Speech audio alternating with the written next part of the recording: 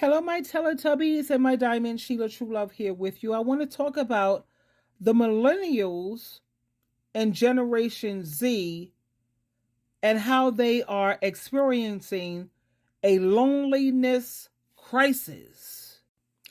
Studies and research, thorough research, has shown that these generations are experiencing higher rates of loneliness than check this out, any other generation in history.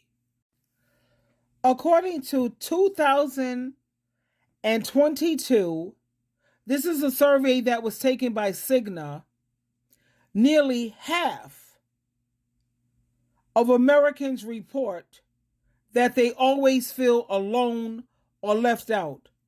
The same survey found, check this out, and I know I keep saying check this out because it's just mind-blowing, that the Millennials and Generation Z, they are the most isolated generation with reports across average 15 points higher than those of other generations. And they go into details in terms of the factors about why is this occurring. Social media, number one. While social media connects people, it can also create unrealistic expectations, and it promotes feelings of inadequacy and loneliness. And then when you look at the social isolation due to the apps that they have, this online communication, and it's a decline when it comes to face-to-face interactions, which is also leading to an epidemic of loneliness when it comes to these millennials and Generation Z. And then you have to take into consideration mental health. There's pressure to succeed. They want to see how many likes can you get, how many subscribers can you get. You're doing a lot of things just for likes. They have this fear of rejection, and they have a lack of coping mechanisms, which baby boomers, my generation, oh yeah, my generation, we knew how to, if it don't apply, let it fly. This generation of millennials and Generation Z, you can't even say nothing. We got to say smacks. We got to say unalived. We have to talk in circles. Are you serious? A lack of communication. Let me tell you something. Without communication, there is no relationships. None. And these generations of today, they have a lack of coping mechanisms. And that contributes to mental health issues such as depression and anxiety. And that's often linked to what? It's connected to what? Here we go. Loneliness. You know how many young people are going through anxiety in your 30s and 40s? I thought that was something for people who were like 70 and up. Strokes and heart attacks with people in their 30s, 40s? What? And now let's think about what are the consequences of loneliness. This is affecting them, not only their mental health, but also their physical health. Because when you're suffering from chronic loneliness, now there's a difference between loneliness and flying solo.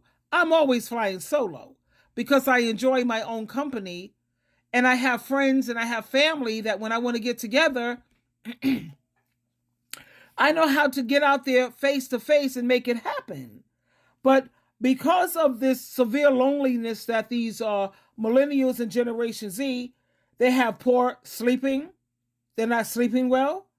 Their immune system is weakening. They have this huge increase of depression and anxiety. And let's not even talk about substance abuse. Most of them are smoking dope, or you call it weed. They're dope heads. Most of them are abusing their medication like Adderall, Ritalin, smoking crystal meth, drinking like sailors, man. I'm talking about every other day or every day. The only time they stop drinking is because they have a hangover and they got to get over it until the next day. Substance abuse and even premature, yes, unaliveness, because we're not allowed to say the DEATH. We got to talk in circles. That's another problem with the millennials and Generation Z. You can't talk. They're overly sensitive. Everything offends them. Every single thing overly sensitive. They have so much mental health issues going on especially when it comes to depression and anxiety. And then you have so many of them who have suicidal thoughts and suicidal behavior, because it's suicidal to sit around here using heroin, crystal meth, smoking crack. That's suicidal. You just don't have the guts to immediately get it over with. And that's due to chronic loneliness. And that's what's increasing the risk of suicidal thoughts and behaviors, especially among the millennials and Generation Z. Have you noticed this? Now, what I've noticed is that you have all of these younger people going through such loneliness and anxiety and depression because they have their boundaries. Come on now. Now, boundaries, they're great. They're like rules that help you to feel safe and respected. And it's to help as a protection. But these millennials and this Generation Z, you're taking it to the butthole, okay? You're just taking it to the extremes. No one's boundaries, and correct me if I'm wrong, and I will stand corrected. No one's boundaries should be that you're not allowed to feel the way you feel or see things differently. You have to constantly agree. You shouldn't have to agree with everything someone says. It's okay to have different opinions. Do the millennials and the Generation Z get that part? It's okay to have different viewpoints. And you don't have to feel the same emotions as someone else. It's okay. Guess what else? It's okay to have your own emotional responses. But no, they'll sit up there and say, you're crossing my boundaries. You don't know how to talk to nobody. You're abusive. What? And then what about when it comes to this constant validation things? You don't have to constantly validate someone's thoughts, their feelings, or their actions. It's okay to offer I don't criticize, but I do give constructive observations. And it's okay to offer constructive feedback or alternative perspectives. Let me say that again. It's okay to have different perspectives when it comes to things.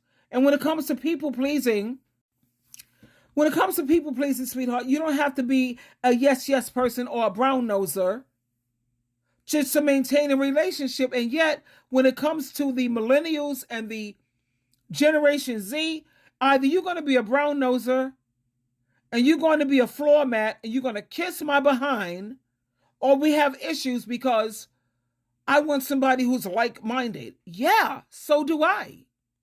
But I want you to be like-minded when it comes to morals, values, the values that you live by.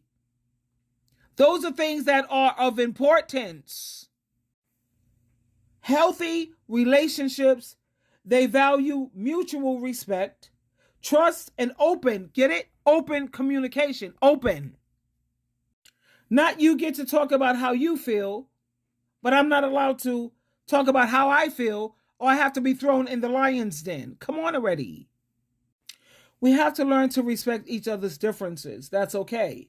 And we have to communicate openly and honestly. No fake, phony BS, pretending like you my friend, but yet you blocking me on your social media. That's called a snake. We have to maintain a mutual, get it? Mutual respect for each other. We have to value each other's autonomy, independence, their dignity, and my worth. And when you're open to feedback, to honesty and the truth, then that gives you the opportunity to grow and to learn. Of course, you have to have healthy boundaries set in place, but don't be ridiculous and be reasonable. You see, the baby boomers, yeah, you're looking at me. Hi, how you doing? I'm kind of cute, huh? Yeah, baby boomers, we get it. Millennials? Generation Z, good luck, babe. That's why it's an epidemic of loneliness with you people, man. Learn how to listen. Listen. Twinkle, twinkle, twinkle.